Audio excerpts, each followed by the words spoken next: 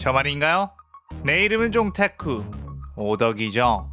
오늘은 인기 애니메이션 귀멸의 칼날에서 나오는 주인공 탄지로의 아버지 카마도 탄지로가 귀살대원이 되었다면 어떤 일이 벌어질지에 대한 이야기입니다.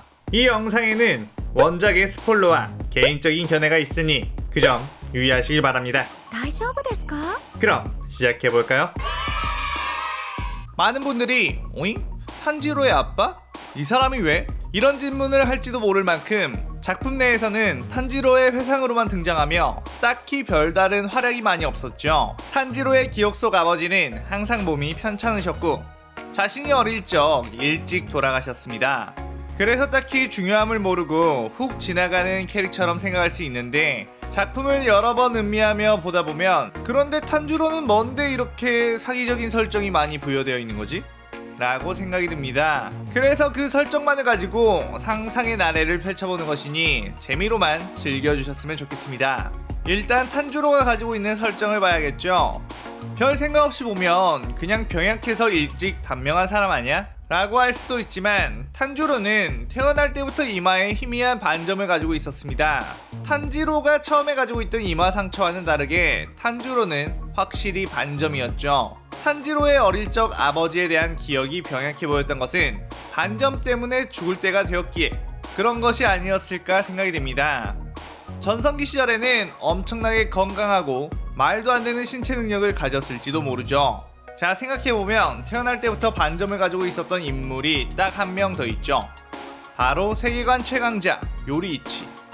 이것 하나만으로도 탄지로가 요리이치급이다 라고는 할 수 없지만 반점을 가지고 태어났으니 보통 사람보단 훨씬 뛰어났을 가능성이 아주 높죠.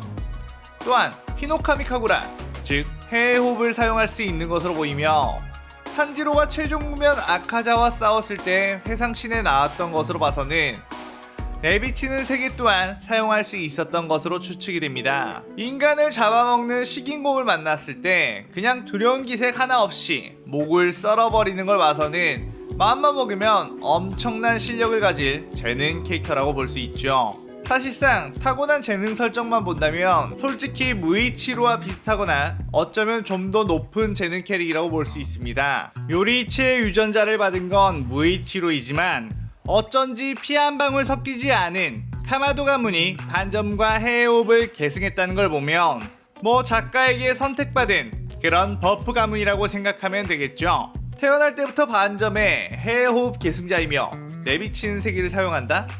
물론 어릴 때부터 곧바로 히노카미 카구라를 구현할 수는 없었다고 하며 내비치는 세계 또한 언제 터득했는지 알 수 없기에 확실하게 무이치로보다 재능이 위다 라고는 할 수 없지만 어떤 계기가 있어서 산을 내려와 어린 나이에 귀살대원이 되어 검을 잡았다면 엄청난 괴물이 탄생했을 확률이 높죠.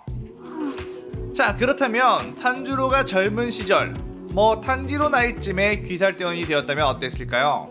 자신의 아버지에게 히노카미 카구라를 배운 상태에서 뭐 가족이 혈기에 죽었다거나 사랑하는 누군가를 잃었다거나 해서 귀살대원이 되었다면 반점의 능력으로 인해 검을 휘두르는 방법만 알아도 바로 주의 자리까지 올라갈 수 있었을 거라 봅니다. 물론 재능만으로 주의 자리에 올라간다면 연주 미칠이나 하주 무이치로처럼 전투 경험의 부재로 인한 부상을 입거나 아니면 목숨을 잃을 수도 있겠지만 이때 시점에 탄지로가 내비치는 세계까지 있는 상황이라면 얘기가 달라지죠. 내비치는 세계는 상대의 움직임을 읽고 상대의 신체 변화를 감지할 수 있기 때문에 전투 경험이 많이 없더라도 어떤 실수로 적에게 당한 경우가 거의 없을 것입니다.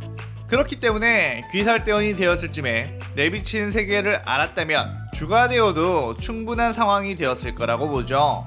물론 근력 같은 경우는 교메이나 탱겐처럼 타고난 점은 없지만 혈기의 목을 베는 데 있어서 엄청난 공격력이 담겨있는 해의 호흡을 사용한다면 근력이 아주 강하지 않아도 된다고 생각이 됩니다.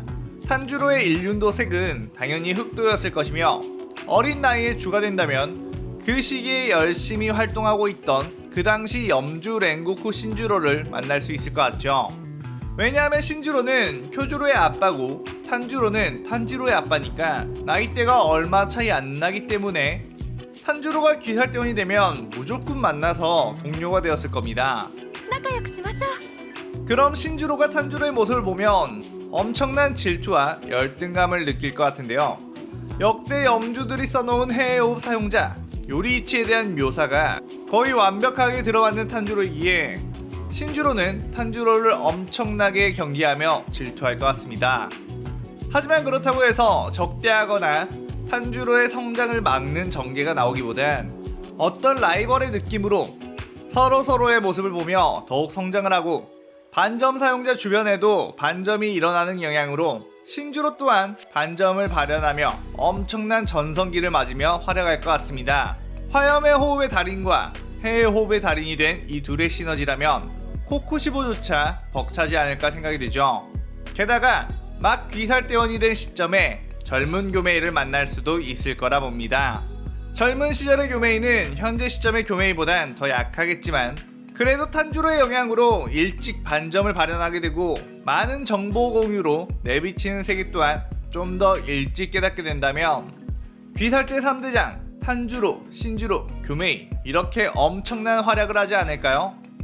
비록 이때 당시의 다른 주들은 현재의 황금 세대만큼 강하진 않겠지만 그들 역시 탄주로와 신주로의 영향으로 반전 발현과 내비치는 세계를 터득할 수 있는 확률이 생긴다면 지금의 황금 세대에도 뒤지지 않을 귀살대가 될지도 모른다고 생각을 합니다. 그렇게 되면 분명히 상현의 혈기들 역시 탄주로 세대의 주들에게 퇴치당할 수도 있으며, 시간이 지나 검사로서 몸을 단련하고 성장해 나간 탄주로의 전성기 21살에서 22살 정도가 되면 최종 후면에 암주 교메이 전투력 이상을 보유하게 될지도 모르죠. 피지컬 자체는 교메이가 넘사벽일 테지만 해호흡을 몇 년간 검술로서 단련한다면 요리이치 정도는 아닐지라도 최종 후면의 탄지로보다 더 강할 확률이 아주 높기에 그 정도면 교메이보다도 강한 인물이 될 수 있을 거라 예상을 합니다. 탄지로만 보더라도 최종 후면 때 엄청난 전투력을 자랑하잖아요. 그런데 탄지로는 해호흡을 수련한 지 얼마 되지도 않았고 내비치는 세계를 사용하게 된 게 최종 후면 때였죠. 만약 그런 탄지로가 5년 정도 더 수련을 하고 경험을 쌓는다면 얼마나 더 강해질 수 있었겠어요. 고양이 인정? 인정! 그렇게 귀설대원으로서 성장을 하게 된 탄주로의 전성기는 아카자나 도우마조차 이길 수 있을 거라고 봅니다. 왜냐하면 아카자 같은 경우 내비치는 세계를 자신이 도달하고자 하는 최고의 경지라고 생각했고 끝내 그 경지에 다다르지 못했었죠. 그 내비치는 세계 하나 때문에 최종 국면에서 탄지로에게 목이 썰린 정도이니 내비치는 세계를 오래 사용했고 해호흡에 반점까지 있는 탄주로라면 혼자서도 아카자를 이길 수 있을 거라고 봅니다.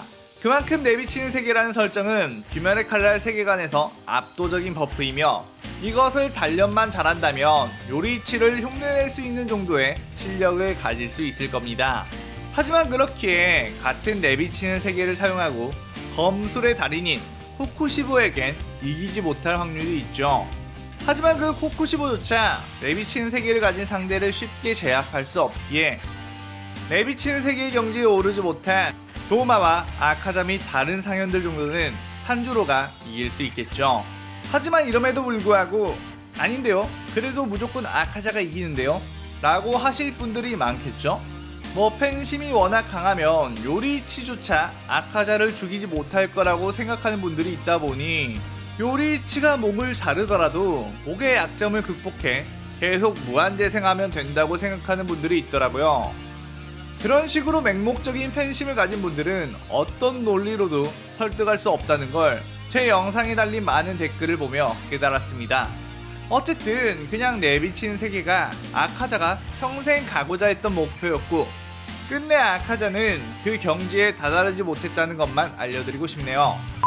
그렇다면 이렇게 강력한 탄주로, 신주로, 교메이 조합이라면 무잔도 퇴치할 수 있지 않을까요? 라고 생각할 것 같은데 이 시점에 탄주로가 이렇게 강하다고 하더라도 무잔을 쓰러뜨리는 결말엔 닿지는 못할 겁니다.